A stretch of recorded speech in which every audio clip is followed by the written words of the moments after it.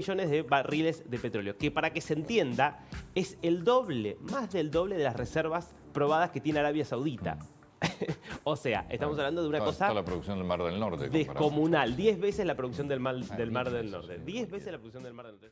No se anunció, se conoció ella. Se conoció. Sí. Porque no... Anuncio, la verdad es que no hay acá un anuncio. Acá lo que hubo, esto empieza, yo te diría, hace un par de días, cuando el Telegraph, que es uno de los diarios más leídos del Reino Unido, uno que tiende al sensacionalismo y a dar títulos explosivos, plantea como título que Rusia, este es el título exactamente, Rusia descubre reservas de gas y petróleo en la Antártida y se habla de 500.000 millones de barriles de petróleo de reserva que habría encontrado en la Antártida, en una zona que está disputada entre el Reino Unido. Acá, fíjate que el Telegraph dice British Antártica. En realidad es una zona que está disputada con reclamaciones del Reino Unido, de Argentina y de Chile.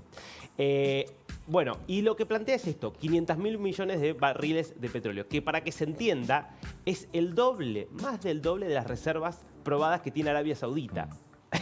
O sea, estamos hablando de una cosa... Toda la producción del Mar del Norte. Descomunal. 10 veces la producción del Mar del Norte. 10 veces la producción del Mar del Norte. Es una cosa...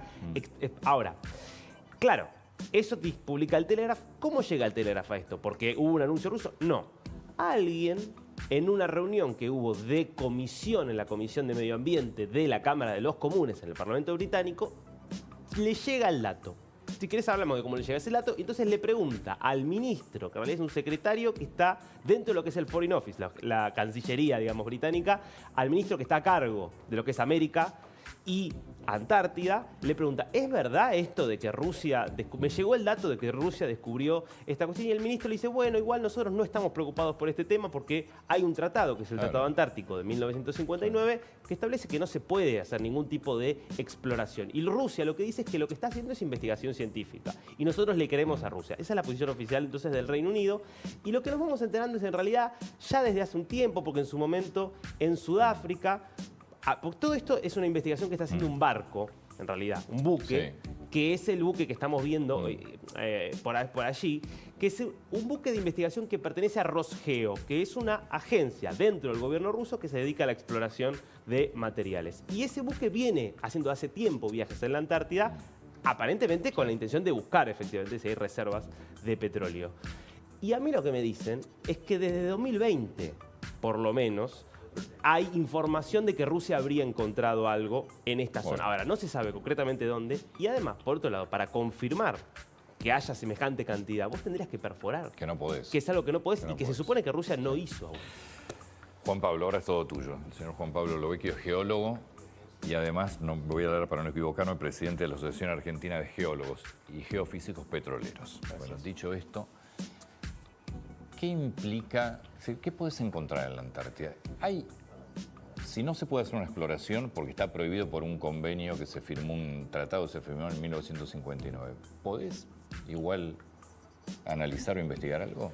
Sí, la Antártida, como decía, está controlado por el Tratado Antártico del 59, que dice que es un lugar para cooperación científica con fines pacíficos.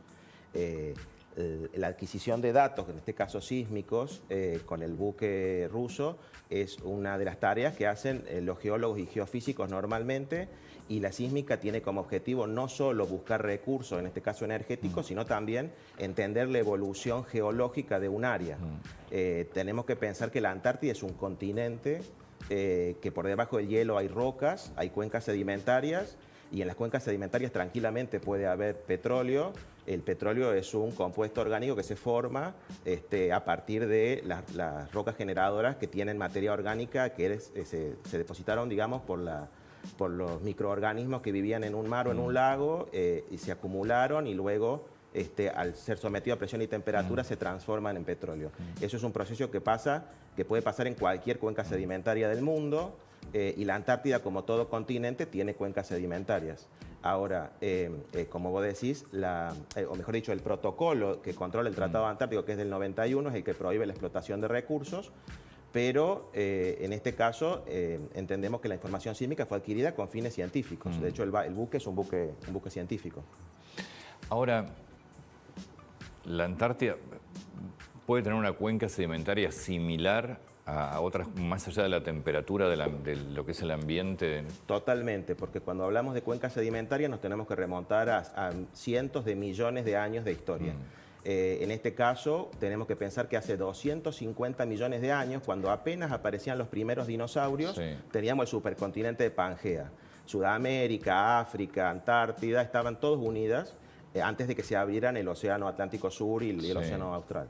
Entonces, en ese contexto en que Pangea se fragmenta y se empiezan a separar los continentes, se forman las cuencas sedimentarias como se formaron las del Atlántico Sur en África, en Brasil, donde está el presal del mar argentino, y también se formaron cuencas sedimentarias en la zona marina de la plataforma de la Antártida. Ahí no hay una, hay muchas cuencas sedimentarias. En la zona de la península antártica está el mar de Weddell, que tiene que ver con la evolución entre la Antártida y Sudamérica, y en la zona donde han trabajado el buque ruso, es sobre el océano entre Antártida y lo que era África e India, en el Océano Índico. Es la costa opuesta a donde está la Antártida Argentina, digamos. Pero de hecho hay identificadas varias cuencas. Ahí vemos en la imagen, en pantalla, un corte donde no solo por debajo del hielo, sino también en el mar, en las plataformas continentales de las costas de la Antártida, hay evidentemente cuencas sedimentarias, y esas las conocemos a través de datos geofísicos indirectos, como los que se obtienen con los barcos sísmicos, que nos dan una imagen del subsuelo. Pero en este caso sí podemos decir que no se descubrió nada, porque como correctamente decía, claro, para descubrir hay que perforar un pozo. ¿Se pueden perforar pozos en la Antártida? Sí, pero pozos con fines científicos. De hecho, se han perforado varias decenas de pozos de los programas de perforación de los océanos, ODP, EODP y DSDP, que son las siglas para Ocean Discovery Project. Pero yo con fines científicos te perforo un pozo y me fijo si hay petróleo o no. Lo que Por pasa más que es después yo no desarrolle la explotación. Sí, lo que pasa es que los pozos que se perforan con fines científicos no tienen las mismas medidas de seguridad que los pozos de exploración petrolera. Son pozos donde se trata de recuperar un testigo de roca desde el fondo del mar hasta una cierta profundidad, que puede ser toda la columna sedimentaria o solo los primeros metros, y tienen menos controles que los pozos que hacemos para exploración petrolera. De hecho, se busca hacer los pozos científicos justamente donde no haya ninguna chance de tener hidrocarburos, porque eso podría tener un riesgo, considerando de que no se toman las mismas precauciones que en el caso de la exploración petrolera. Sobre eso te quiero preguntar, porque está bueno explicarlo. Hasta en 2048 se va a volver a discutir el Tratado Antártico, habrá que ver qué hay del mundo, en un mundo que aparte estamos hacia crecientes tensiones geopolíticas. ¿Es una locura total pensar a futuro en la explotación, por ejemplo, de minerales y petróleo en la Antártida? Y si es así, ¿por qué? Son temas más de internacionales, digamos, de política internacional y de geopolítica.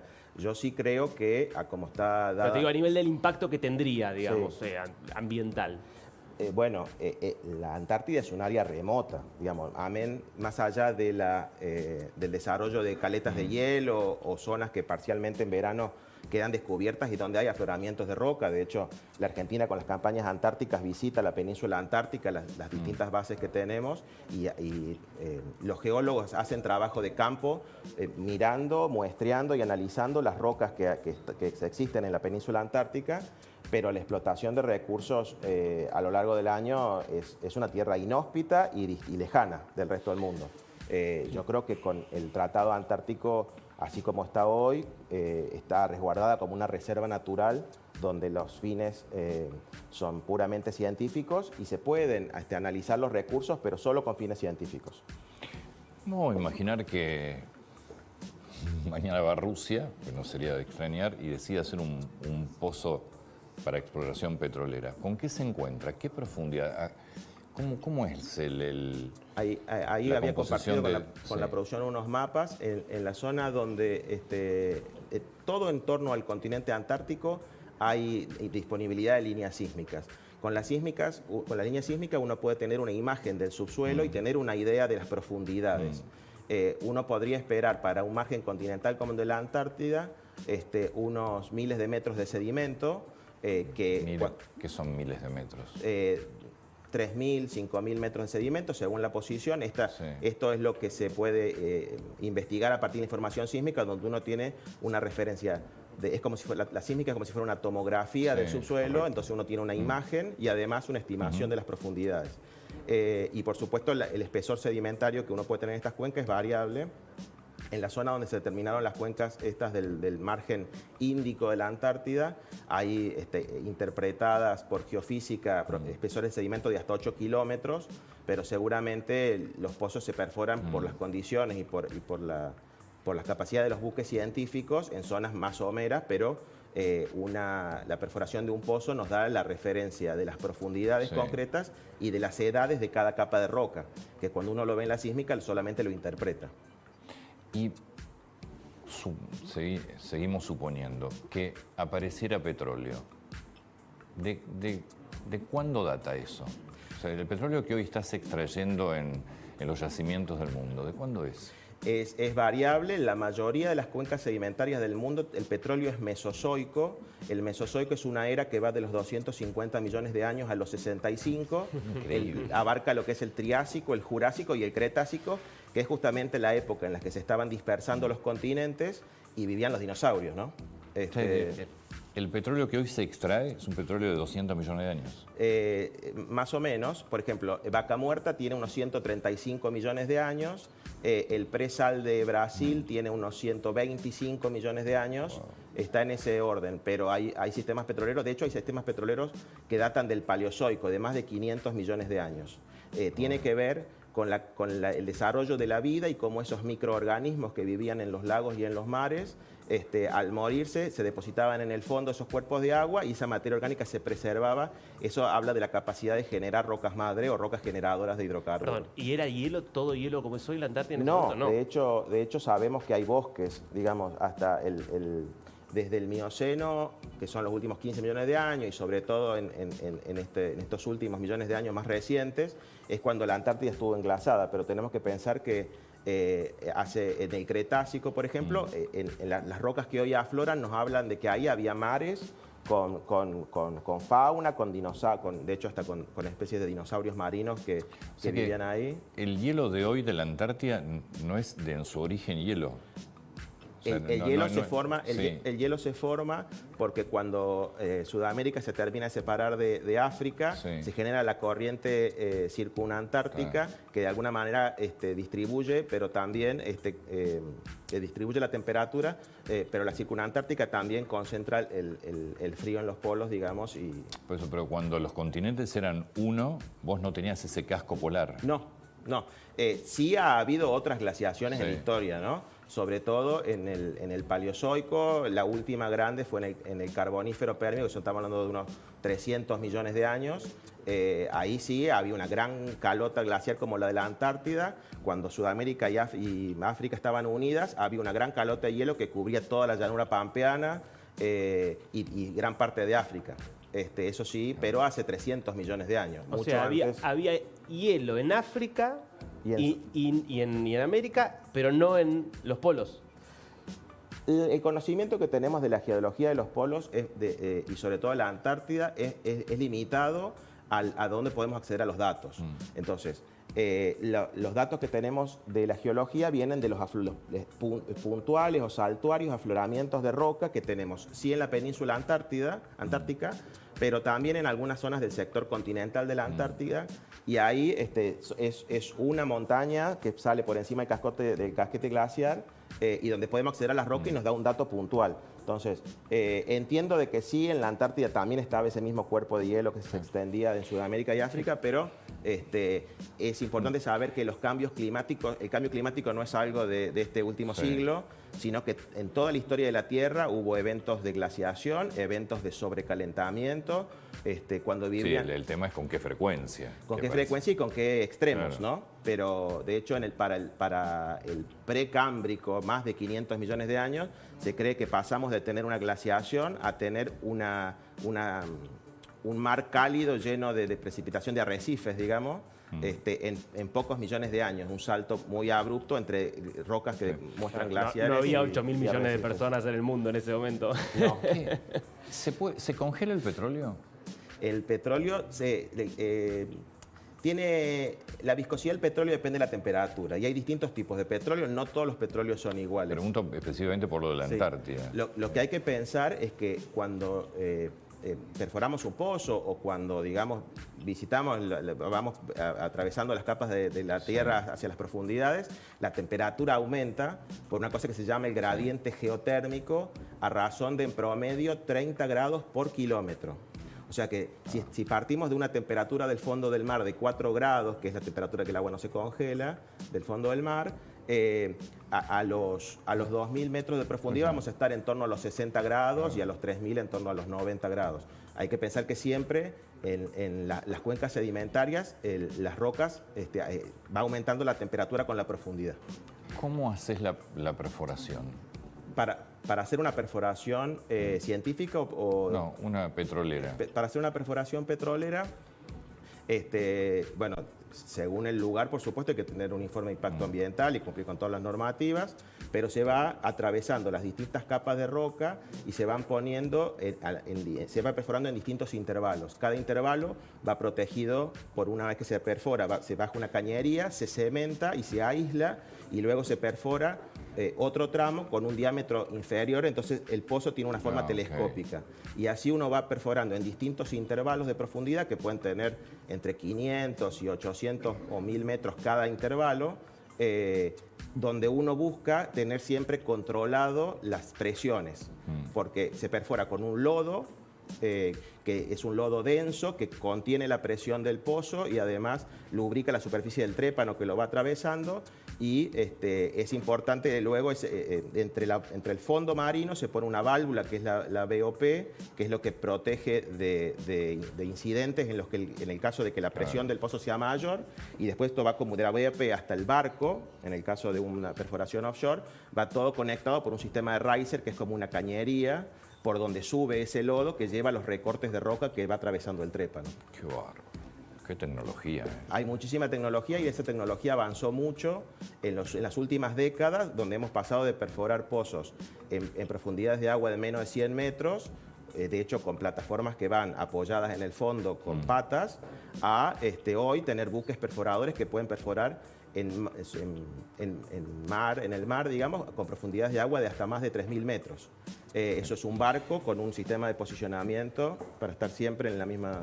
Te hago una última pregunta. Salgo de la Antártida y me meto en Mar del Plata, porque empezaron, creo que ya está la plataforma, está viniendo para la primera exploración en lo que es la plataforma. ¿Ahí puede haber petróleo? Sobre la costa de Mar del Plata creo que son 200 millas para adentro, ¿no? Sí, yo hice mi doctorado en la evolución del Atlántico Sur y de la apertura de las cuencas del mar argentino. El mar argentino tiene, así como lo que es en tierra, varias cuencas sedimentarias. Este pozo se está perforando en la zona entre la cuenca del Colorado y la cuenca argentina, y efectivamente hay chances de descubrir hidrocarburos, pero siempre son estimaciones y hay una chance de éxito geológico que se calcula en base a uno necesita varios elementos para tener hidrocarburo. La roca generadora de la que ya hablamos, un reservorio, que es una roca, una arenisca, una roca con porosidad y permeabilidad donde se puede acumular, una trampa y necesita que el petróleo haya migrado desde la roca generadora hasta la trampa y todo en un timing adecuado. La conjugación de todos esos elementos es lo que nos da una chance de éxito para pozos exploratorios de este tipo de alrededor del 20%. Esto, en Brasil esto fue una revolución, digamos, la exploración en la costa brasileña. Tal cual. En Brasil ya desde los años 80, 70, 80 se exploraban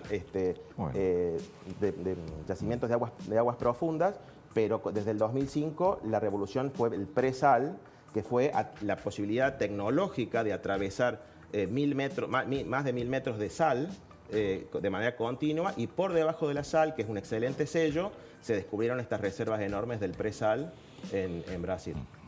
Juan Pablo, un placer, muchas gracias.